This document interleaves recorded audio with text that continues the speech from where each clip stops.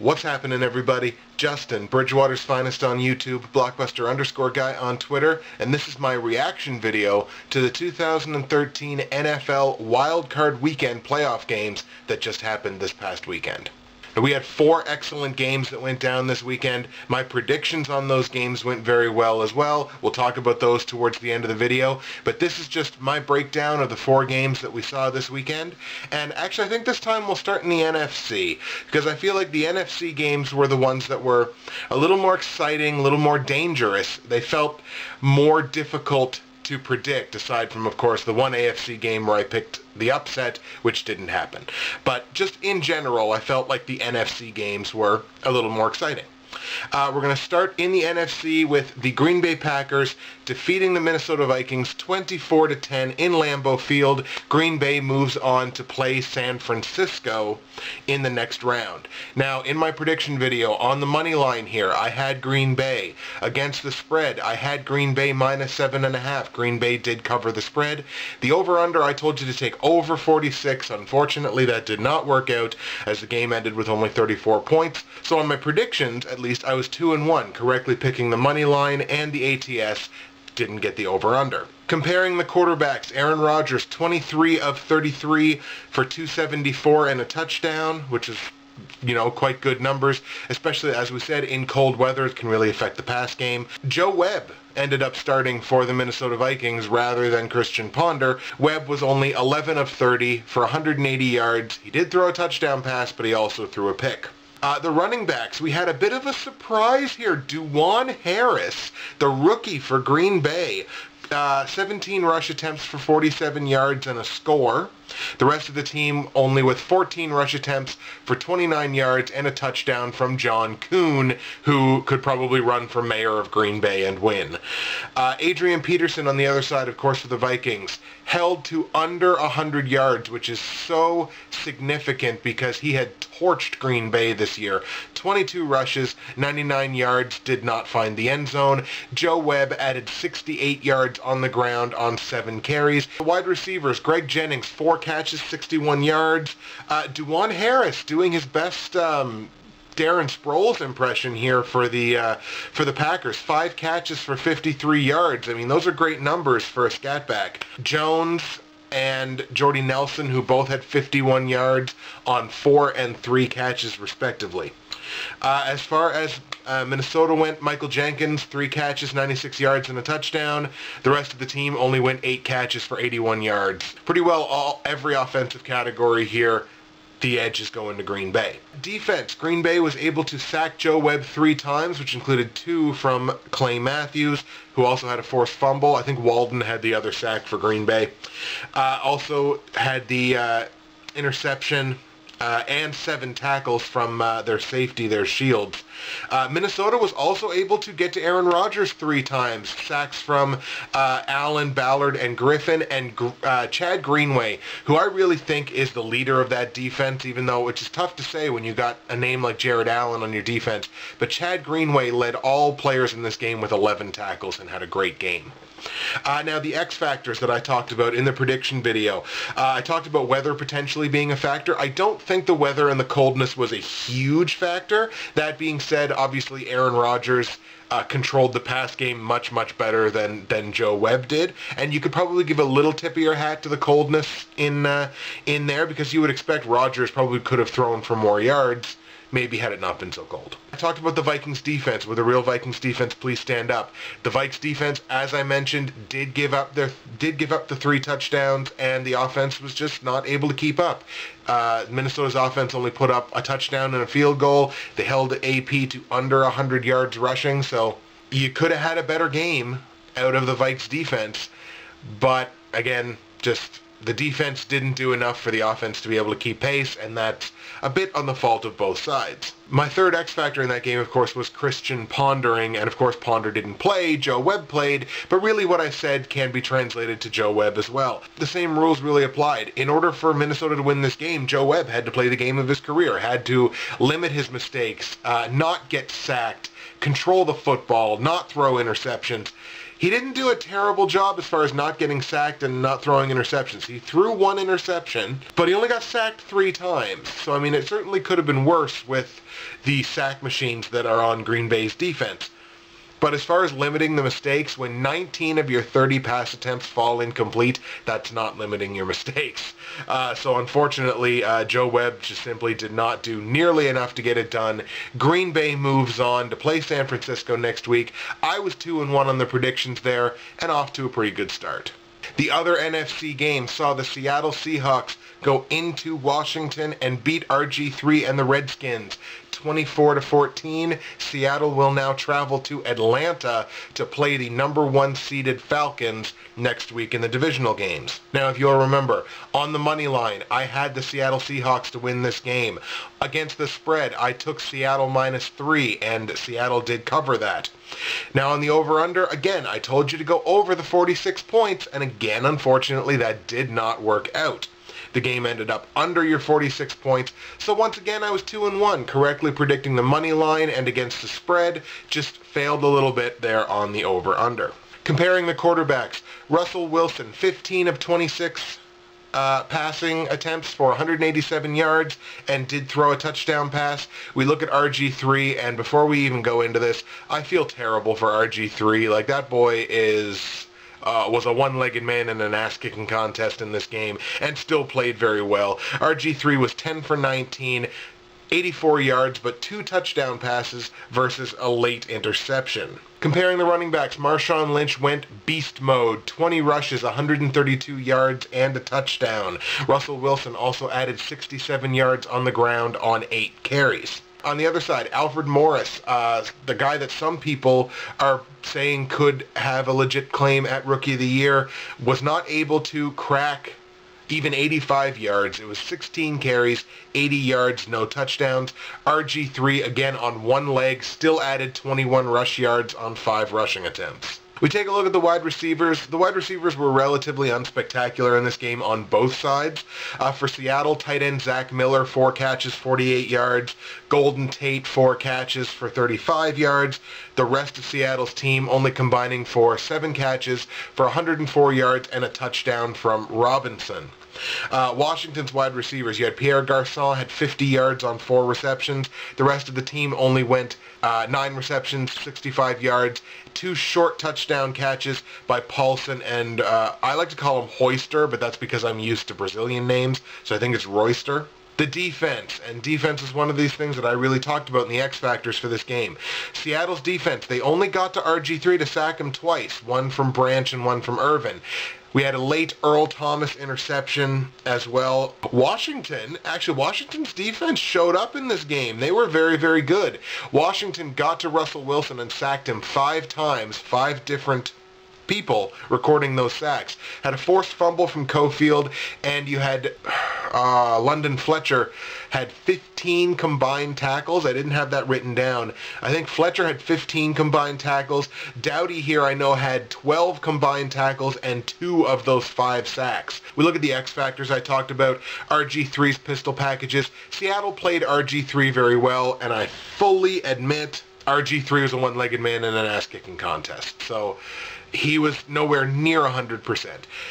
They did play him fairly well. RG3 did get those 2 short touchdown passes, which proves to me that RG3 is one of these guys that has such an insatiable will to win games that one-legged and against one of the best defenses in football, he still found a way to get that ball into the end zone twice.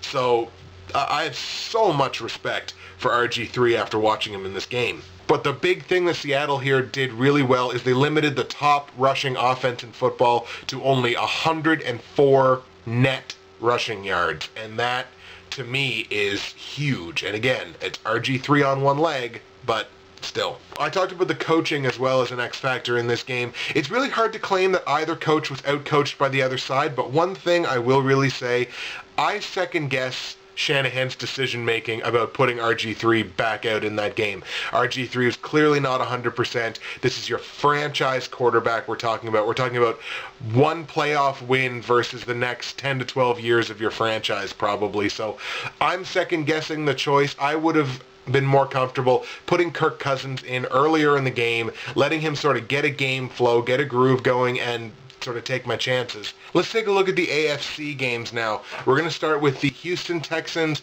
defeating the Cincinnati Bengals 19-13. That was that upset game that I told you about that I picked. Houston will move on to Gillette Stadium to play these New England Patriots. Now again, I had Cincinnati on the money line. This was the upset that I picked. I had Cincinnati on the money line. Against the spread, I had Cincinnati plus 4.5. Cincinnati was not able to beat that spread. Now the over-under, I said to take under 43.5, and that one did work out. Actually, all four of the games in the playoffs this week went under, so maybe I should have stuck just after I picked the two unders in the AFC. I probably should have stuck with them. So it did work out on the over-under. I predicted it to go under 43, and it did. Money line and against the spread did not work out, so unfortunately I was only 1-2 predicting this game, but that tends to happen when you pick upsets. Comparing the quarterbacks, Matt Schaub, 29 of 38 pass attempts, 262 yards. He did not find the end zone. He did, however, find Leon Hall for a pick 6. Looking at Andy Dalton's numbers, it just didn't look very good. Dalton, 14 of 30, 127, and he also found a player on the opposing team for an interception. Comparing the running backs, Arian Foster, he's the key that turns the whole machine. 32 rushes, 140 yards, and a touchdown, averaged 4.4 yards per carry, and that will come into play when we talk about the X factors. We take a look on the other side. Ben Jarvis Green-Ellis had 63 yards on only 11 carries. That's 5.7 yards per game. Why are you only giving him 11 carries? Even if you're down, if he's gaining you between 5 to 6 yards every time he touches the ball, just keep giving him the ball. Wide receivers, taking a look at them. Owen Daniels for Houston had a huge game, 9 catches for 91 yards, and Andre Johnson chipped in 62 yards on 4 receptions as well. Arian Foster also had 8 catches out of the backfield. The only real receiver of note on Cincinnati, of course, A.J. Green, 5 catches for 80 yards, obviously did not find the end zone. On the defensive side of the ball, Houston was able to sack Andy Dalton twice, one from Reed and one from J.J. Watt. Also got an interception from former Bengal Jonathan Joseph, and both Joseph and Watt each had 5 solo tackles. If Cincinnati wanted to win this game, they had to get to Matt Schaub, and they didn't. They did not sack Matt Schaub once in this game, and had very, very few hits on him as well. Of course, of note on Cincinnati for the defensive side was, of course, Leon Hall's pick 6. X factor number 1, I talked about it, Arian Foster. I said if Houston wants to win, Arian Foster needs to run for 100 yards and average more than 4 yards a carry. Well, he did both. He averaged 4.4 yards per carry and 140 yards on the ground with a touchdown. So when he does that, Houston wins. Houston this year is 8-0 when Foster tops 100 yards. The second X factor, again, we talked about it, was Cincinnati getting to Matt Schaub and knocking him down.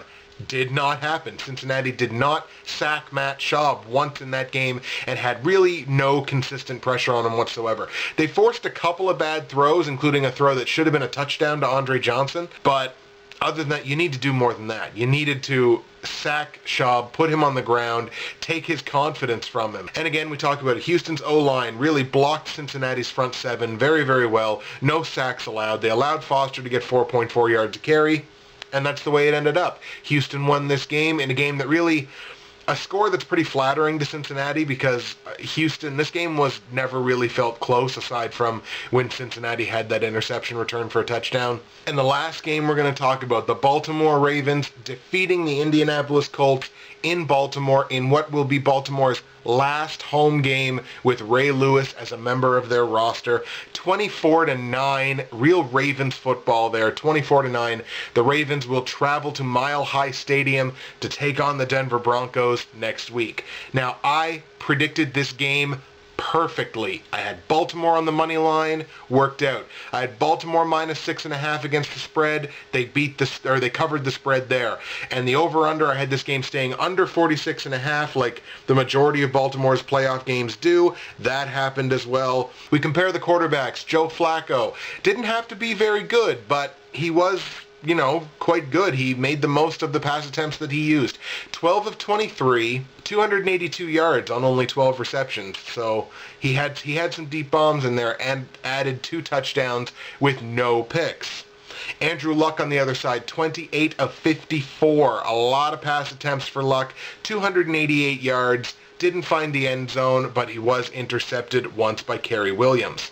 We take a look at the running backs, and surprisingly enough, Ray Rice was not the leading running back for the Baltimore Ravens. The rookie, it was the week of the rookies. Rookie Bernard Pierce, 13 carries for 103 yards for the Ravens. Huge numbers for a rookie in a playoff game. Ray Rice, of course, adding 70 yards on the ground on 15 carries, but he did fumble the ball twice, which probably did open the door for Bernard Pierce to get some more carries. On the other side, of course, Vic Ballard is really like a breakout star here for Indy, and he could be Indy's running back of the future. 22 carries for 91 yards, definitely not a bad game. Andrew Luck added 35 yards on the ground on his 4 carries. Take a look at the wide receivers now. Anquan Boldin was really the only wide receiver of note really to talk about on Baltimore's side of the football. 5 catches, 145 yards and a touchdown. Bolden went off on his 5 catches, and that was where a couple of those real deep bombs from Flacco ended up. The rest of the team went 7 receptions, 137 yards, and a touchdown to tight end Dennis Pitta. Reggie Wayne on the other side, of course. How many times have we talked about Reggie Wayne? 9 catches for 114 yards. A great game for Reggie Wayne. And T.Y. Hilton, of course, one of the young guns there for Indy. 8 catches for 66 yards. I mean, 8 catches in a playoff game. That's really good. Also wanted to throw a shout out there to Dwayne Allen, a tight end on the Indianapolis Colts. 4 catches for 51 yards in what's pretty much a breakout game for him. We take a look at the defensive side of the ball. Remember, Baltimore's defense is getting older. 3 sacks for the Ravens. Kruger chipping in 2.5 of those 3 sacks and including a forced fumble. Ray Lewis, 13 tackles combined and a pass defended. That Kerry Williams interception as well. Indy was only able to get to Flacco and knock him down, sack him 1 time. That was, of course, Robert Mathis. And Antoine Bethea led the way for Indy with 10 tackles. I took a look at the X Factor. Again, the X Factors, the emotional aspects of this game. We're talking Chuck Pagano and we're talking Ray Lewis. Now, Chuck Pagano was without Bruce Arians this week, which is a bit of a role reversal there, but Arians was hospitalized with flu symptoms. So I believe it was Pagano's quarterback's coach who was the play caller in this game, and that probably did influence things, because when you get in there with a play caller that's A, not used to being the play caller, and B, is someone that you're not used to having as your play caller, that can be a big issue, and I think that was in fact an issue. Again, Ray Lewis was a huge factor in this game.